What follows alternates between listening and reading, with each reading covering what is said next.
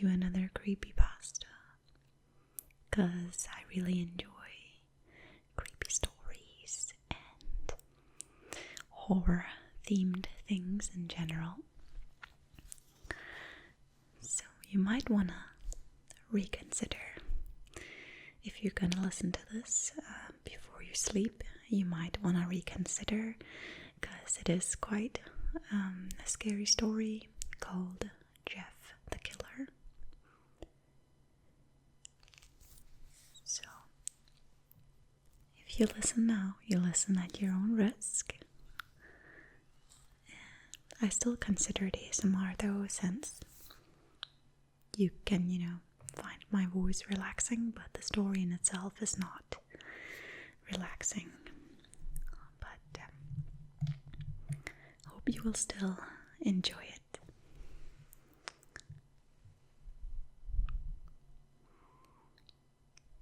Jeff the Killer. Excerpt from a local newspaper.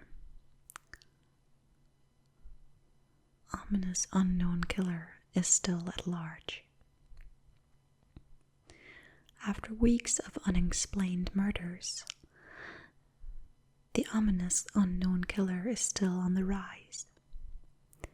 After little evidence has been found, a young boy states that he survived one of the killer's attacks and bravely tells his story.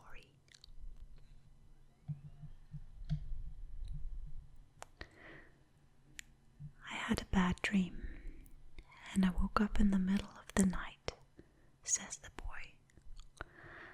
I saw that for some reason the window was open, even though I remember it being closed before I went to bed. I got up and shut it once more. Afterwards, I simply crawled under my covers and tried to get back to sleep. That's when I had a strange feeling, like someone was watching me. I looked up and nearly jumped out of my bed. There, in the little ray of light illuminating from between my curtains, were a pair of two eyes. These weren't regular eyes. They were dark, ominous eyes.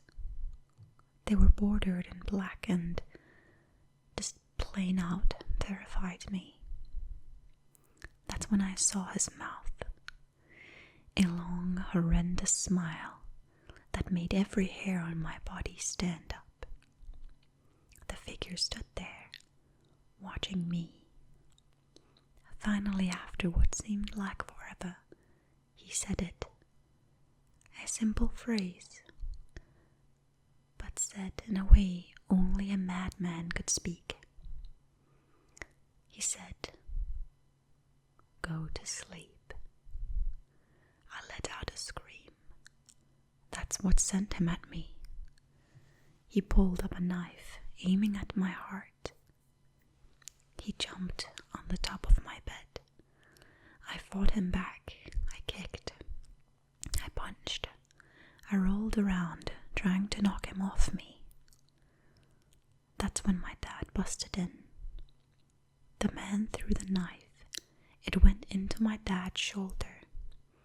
The man probably would have finished him off if one of the neighbors hadn't alerted the police.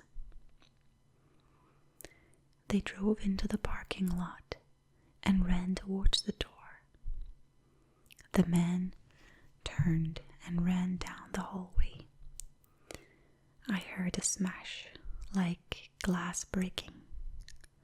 I came out of my room.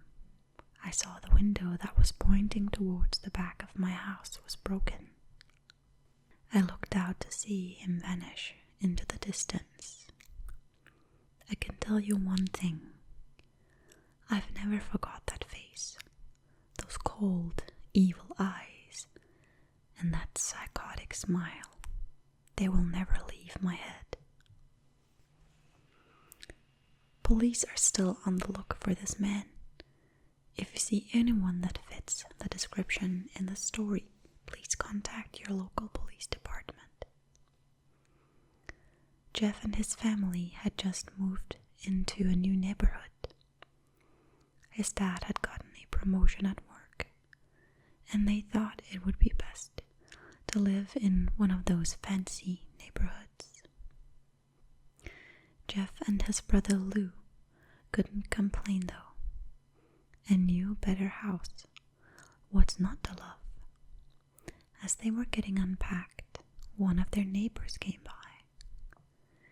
"Hello," she said. "I'm Barbara. I live across the street from you.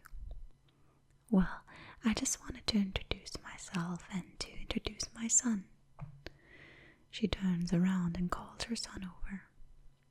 "Billy, these are our new neighbors." Billy said hi and ran back to play in his yard.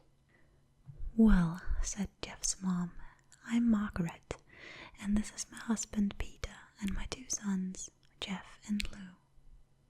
They each other introduced themselves, and then Barbara invited them to her son's birthday party. Jeff and his brother were about to object when their mother said they would love to. When Jeff and his family are done packing, Jeff went up to his mom. "Mom, why would you invite us to some kid's party? If you haven't noticed, I'm not some dumb kid." "Jeff," said his mother, "we just moved here. We should show that we want to spend time with our neighbors. Now, we're going to that party, and that's final." Jeff started to talk, but stopped himself, knowing that he couldn't do anything. Whenever his mom said something, it was final. He walked up to his room and plopped down on his bed. He sat there looking at his ceiling when suddenly he got a weird feeling. Not so much a pain, but a weird feeling. He dismissed it as just some random feeling. He heard his mother call him down to get his stuff, and he walked down to get it. The next day, Jeff walked downstairs to get breakfast and got ready for school. As he sat there eating his breakfast, he once again got that feeling. This time it was stronger. It gave him a slight tugging pain, but he once again dismissed it. As he and Lou finished breakfast, they walked down to the bus stop. They sat there waiting for the bus, and then all of a sudden, some kid on a skateboard jumped over them, only inches above their laps. They both jumped back in surprise. "Hey, what the hell?" The kid landed and turned back to them. He kicked his skateboard up and caught it with his hands. The kid seems to be about 12, 1 year younger than Jeff. He wears an Aeropostales t-shirt and ripped blue jeans. Well. It looks like we got some new meat." Suddenly 2 other kids appeared. One was super skinny and the other was huge. "Well, since you're new here, I'd like to introduce ourselves. Over there's Keith."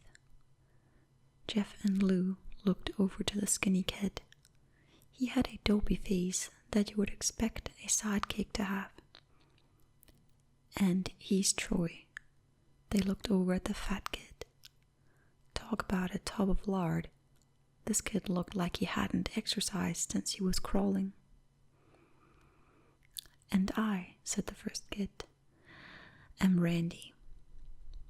Now for all the kids in the neighborhood, there's a small price for bus fare, if you catch my drift." Lou stood up, ready to punch the light out of the kid's eyes, when one of his friends pulled a knife on him. "I had hoped you would be more cooperative," but it seems we must just do it the hard way. The kid walked up to Lou and took his wallet out of his pocket. Jeff got that feeling again. Now it was truly strong, a burning sensation. He stood up, but Lou gestured him to sit down. Jeff ignored him and walked up to the kid. "Listen here, you little punk. Give back my bro's wallet or else." Randy pulled the wallet in his pocket and pulled out his own knife.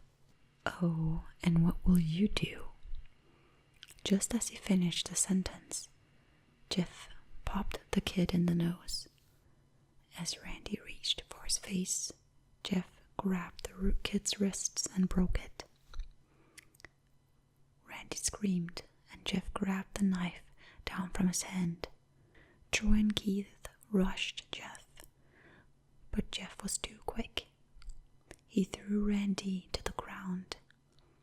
Keith lashed out at him, but Jeff ducked and stabbed him in the arm. Keith dropped his knife and fell to the ground screaming. Troy rushed him too, but Jeff didn't even need the knife. He just punched Troy straight in the stomach, and Troy went down. As he fell, he puked all over. Lou could do nothing but look in amazement at Jeff. "Jeff, how'd you..." That was all he said. They saw the bus coming and knew they'd be blamed for the whole thing, so they started running as fast as they could. As they ran, they looked back and saw the bus driver rushing over to Randy and the others. As Jeff and Lou made it to school, they didn't dare tell what happened. All they did was sit and listen. Lou just thought of that as his brother beating up a few kids, but Jeff knew it was more. It was something scary. As he got the feeling, he felt how powerful it was. The urge to just hurt someone. He didn't like how it sounded, but he couldn't help feeling happy. He felt that strange feeling go away and stay away for the entirety of school, even as he walked home due to the whole thing near the bus stop, and how now probably wouldn't be taking the bus anymore. He felt happy.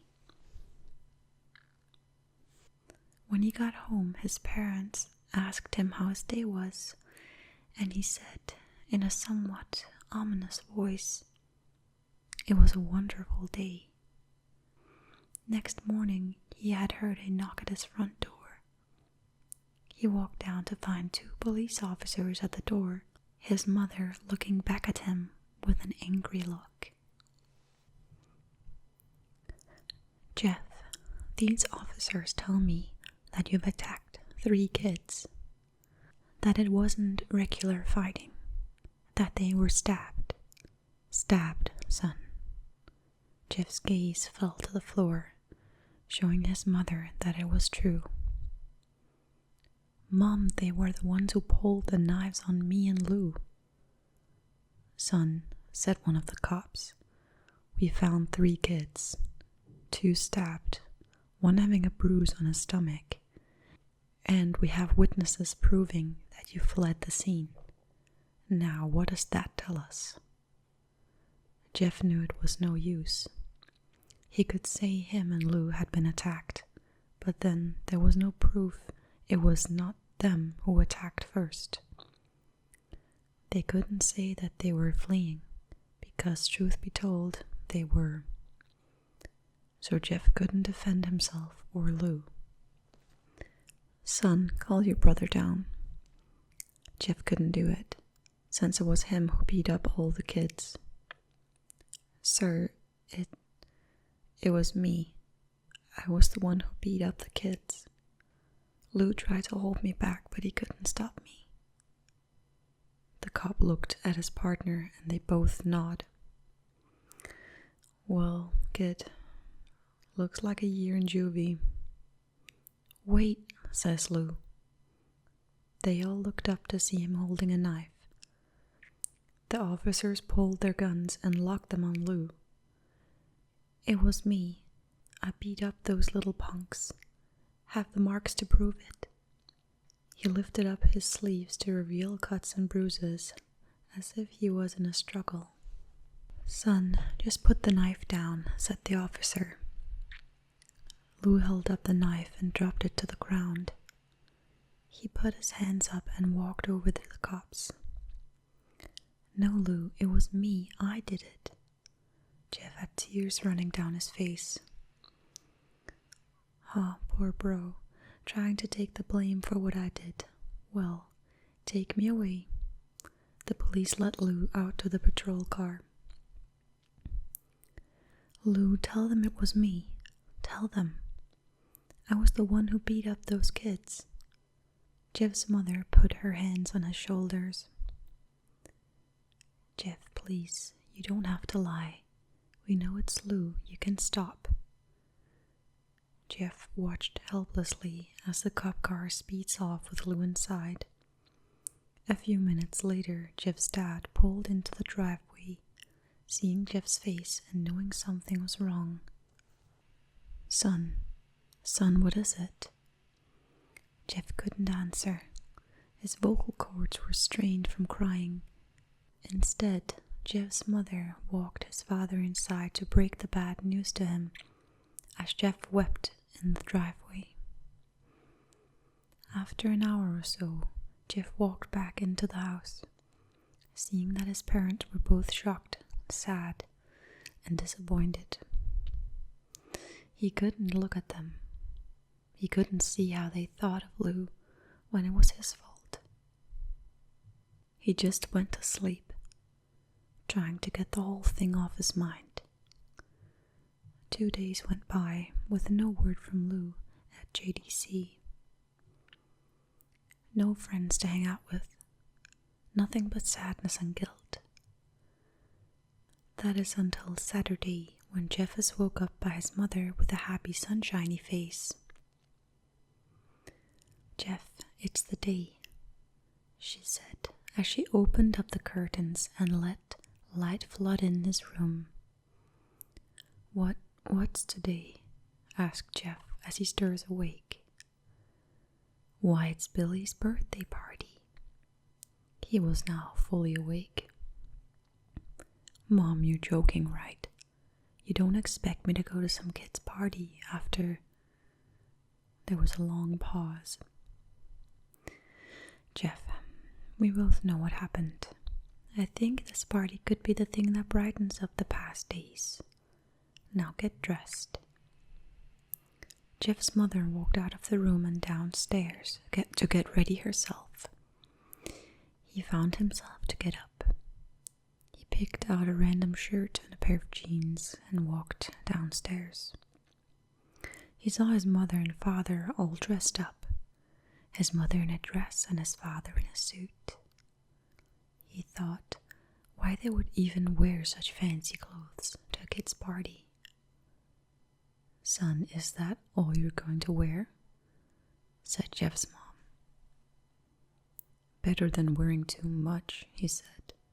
His mother pushed down the feeling to yell at him and hid it with a smile. Now, Jeff, we may be overdressed, but this is how you go if you want to make an impression, said his father. Jeff grunted and went back up to his room. I don't have any fancy clothes, he yelled downstairs. Just pick out something, called his mother. He looked around in his closet for what he would call fancy. He found a pair of black dress pants he had for special occasions and an undershirt. He couldn't find a shirt to go with it though.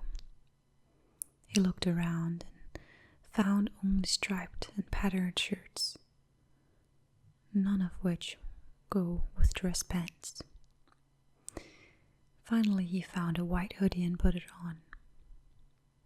You're wearing that? They both said. His mother looked at her watch. "Oh, no time to change. Let's just go," she said as she herded Jeff and his father out the door.